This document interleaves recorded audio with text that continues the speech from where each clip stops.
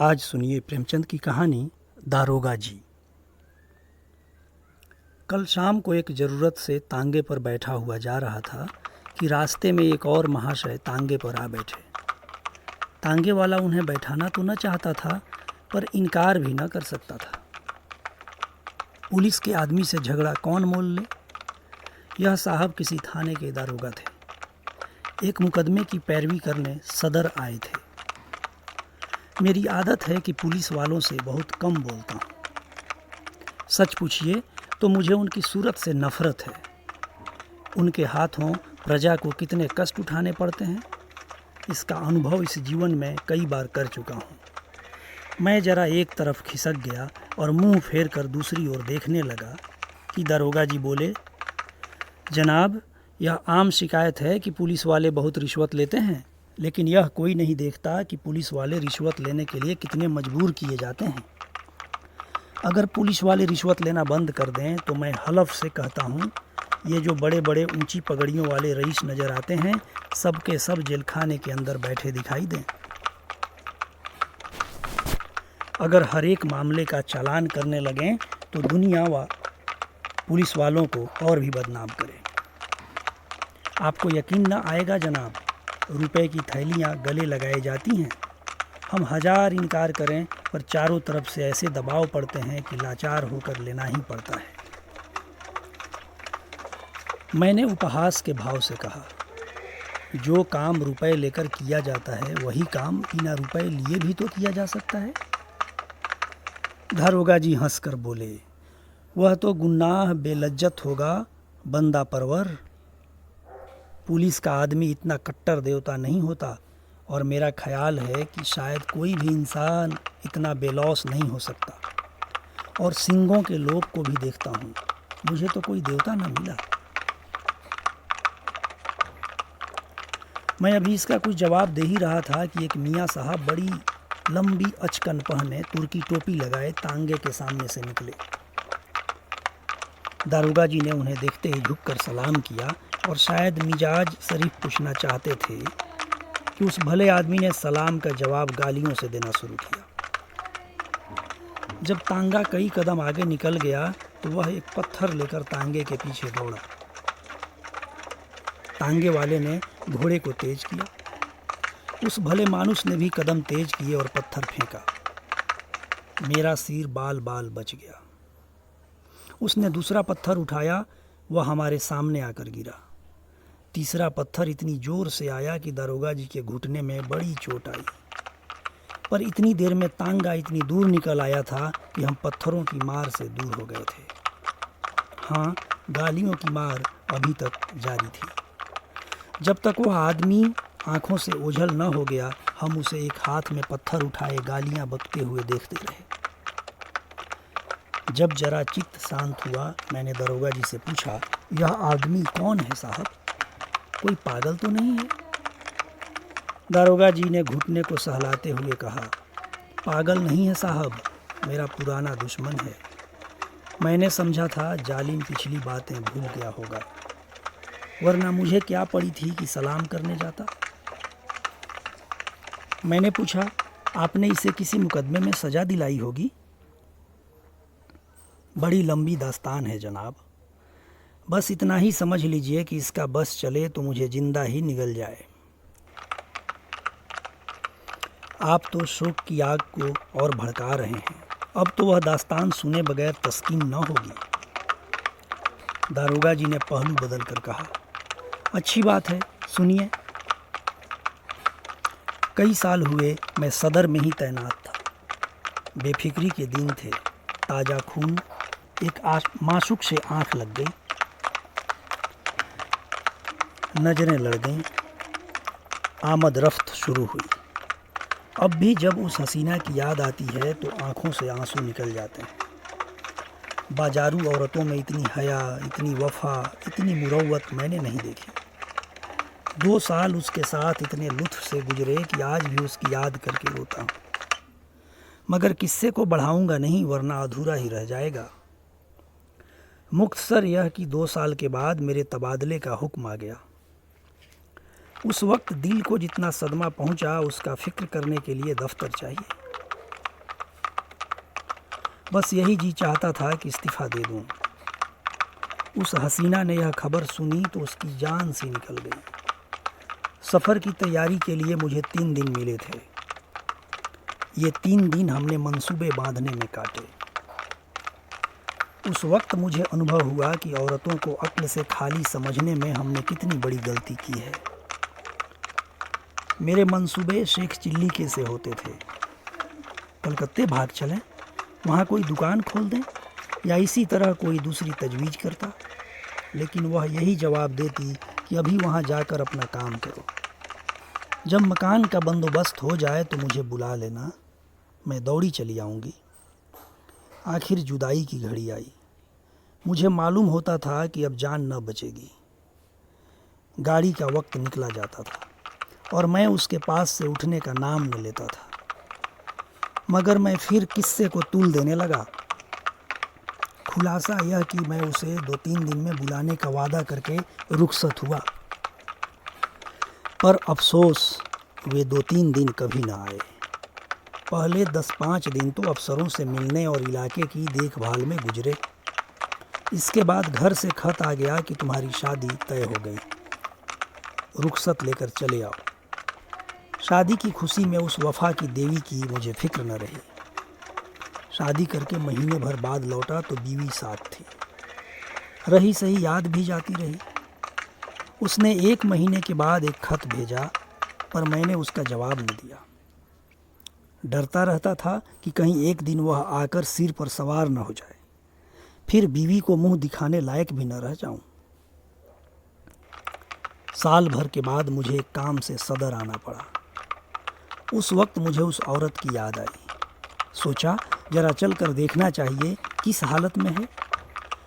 फौरन अपने खत न भेजने और इतने दिनों तक न आने का जवाब सोच लिया और उसके द्वार पर जा पहुंचा। दरवाज़ा साफ सुथरा था। मकान की हालत भी पहले से अच्छी थी। दिल की खुशी हुई कि इसकी हालत उतनी ख़राब नहीं है जितनी मैंने समझी थी। और क्यों ख़राब होने लगी? मुझ जैसे दुनिया में क्या और आदमी ही नहीं है? मैंने दरवाज़ा खटखटाया। अंदर से वह बंद था। आवाज़ आई, कौन है? मैंने कहा, वाह, इतनी जल्दी भूल गई, मैं हूँ बसीर। कोई जवाब न मिला। आवाज़ उसी की थी, इसमें शक नहीं।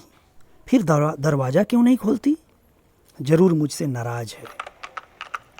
मैंने किवाड़ खटखटाए और लगा अपनी मुसीबतों का किस्सा सुनाने। कोई 15 मिनट के बाद दरवाज़ा खुला। हसीना ने मुझे इशारे से अंदर बुलाया और चट किवाड़ बंद कर लिए।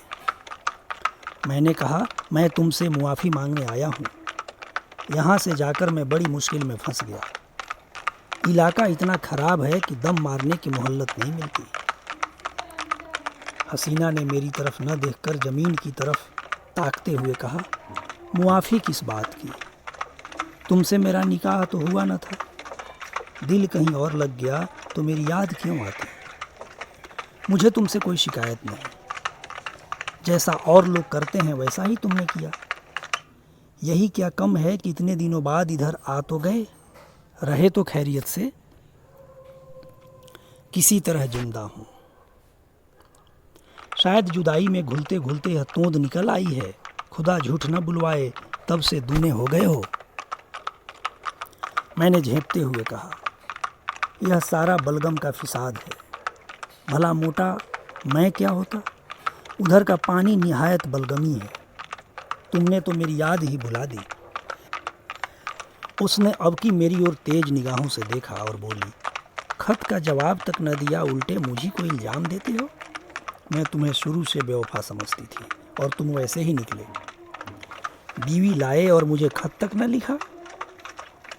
मैंने ताजुब से पूछा, तुम्हें कैसे मालूम हुआ कि मेरी शादी हो गई?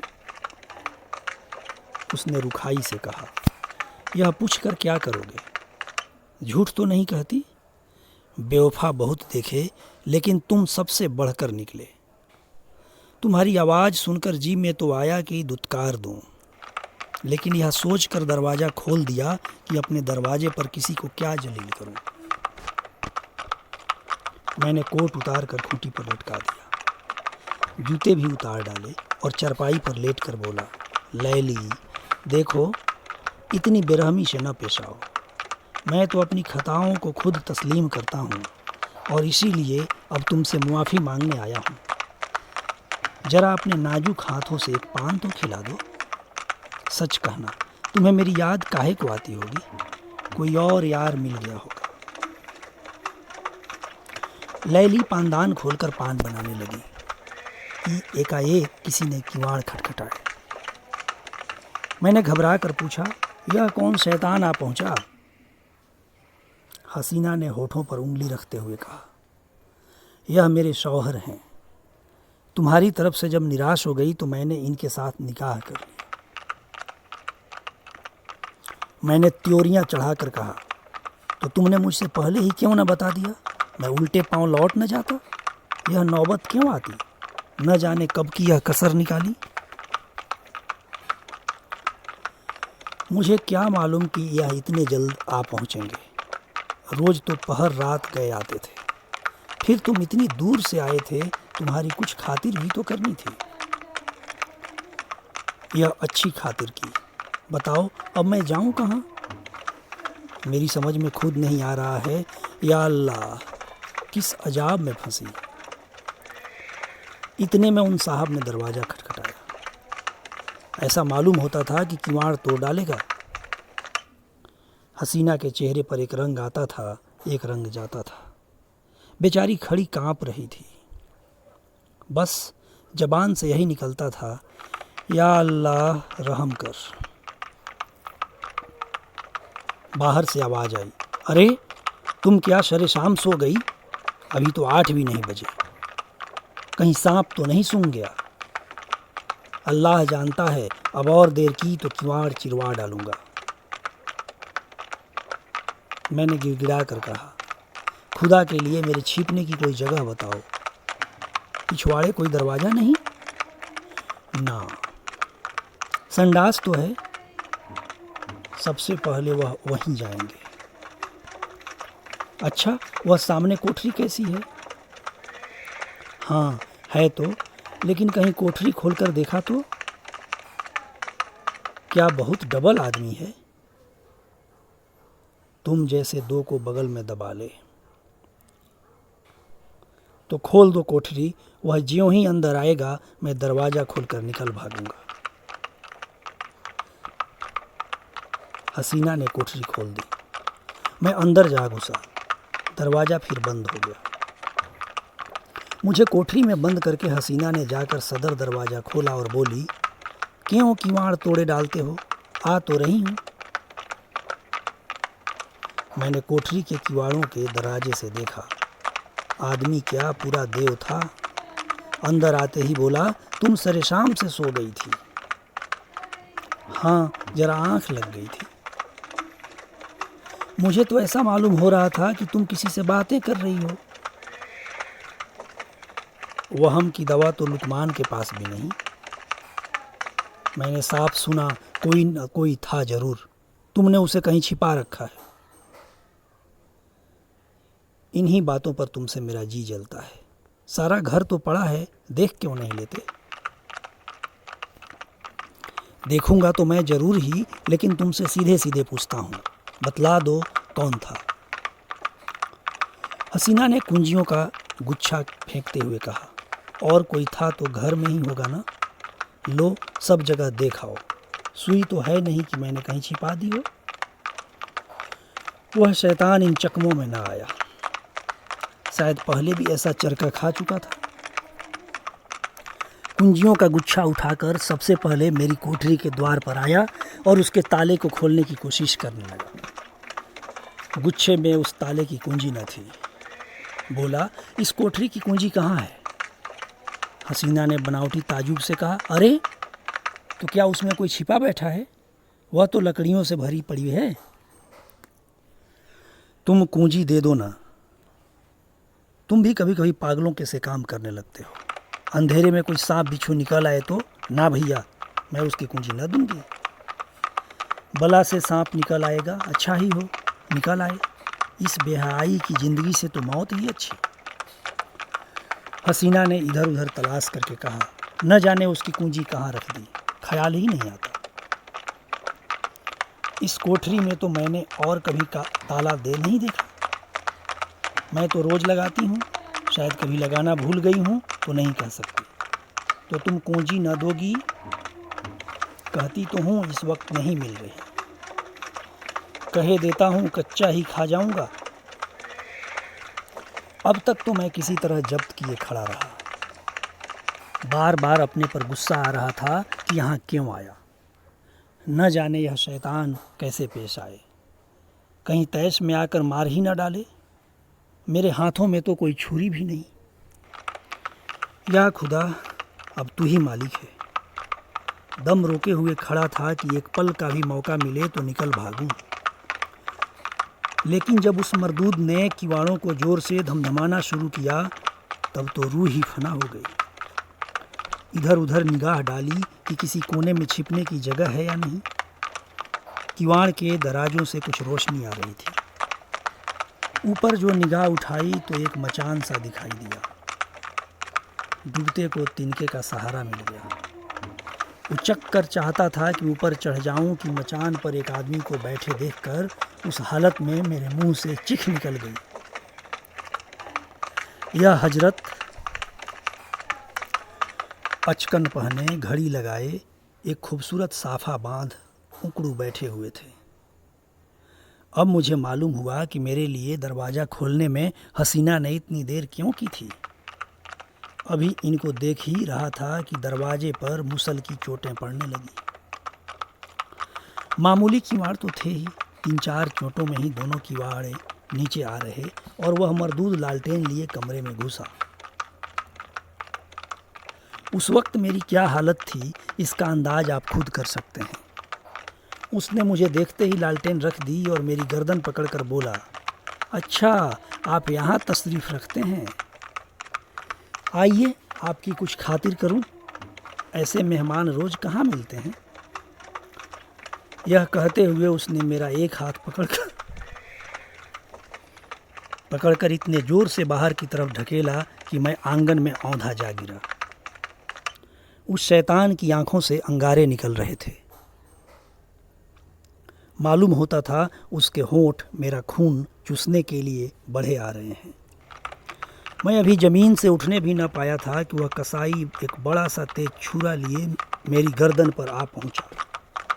मगर जनाब, हूँ पुलिस का आदमी। उस वक्त मुझे एक चाल सूझ गई। उसने मेरी जान बचा ली, वरना आज आपके साथ तांगे पर न बैठा होता। मैंने हाथ जोड़कर कहा, हुजूर मैं बिल्कुल बेकसूर हूँ। मैं तो मीर साहब के साथ आया था। उसने गरज कर पूछा, कौन मीर साहब? मैंने जी कड़ा करके कहा, वही जो मचान पर बैठे हुए हैं। मैं तो हुजूर का गुलाम ठहरा, जहाँ हुक्म पाऊंगा उनके साथ जाऊंगा, मेरी इसमें क्या खता है। अच्छा, तो कोई मीर साहब मचान पर भी तशरीफ़ रखते हैं? उसने मेरा हाथ पकड़ लिया और कोठरी में जाकर मचान पर देखा। वह हजरत सिमटे सिमटाए भिग्गी बिल्ली बने बैठे थे। चेहरा ऐसा पीला पड़ गया था गोया बदन में जान ही नहीं। उसने उनका हाथ पकड़कर एक झटका दिया तो आप से आप धम से नीचे गिरे।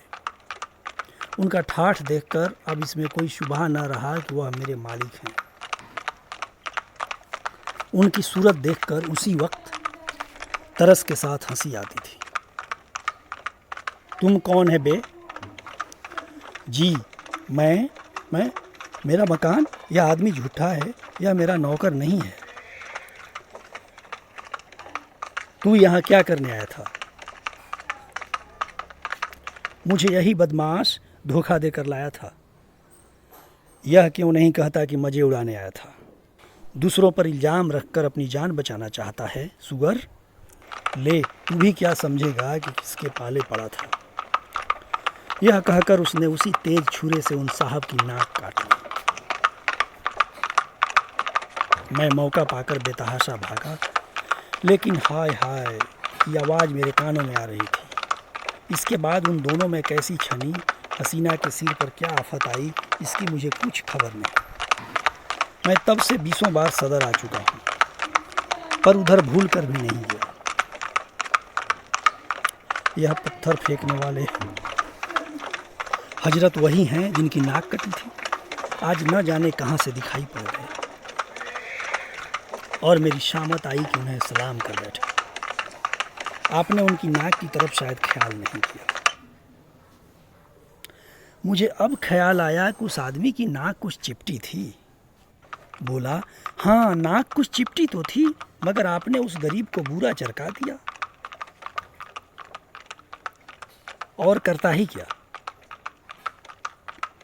जरूर दबा लेते, मगर चोर का दिल आधा होता है।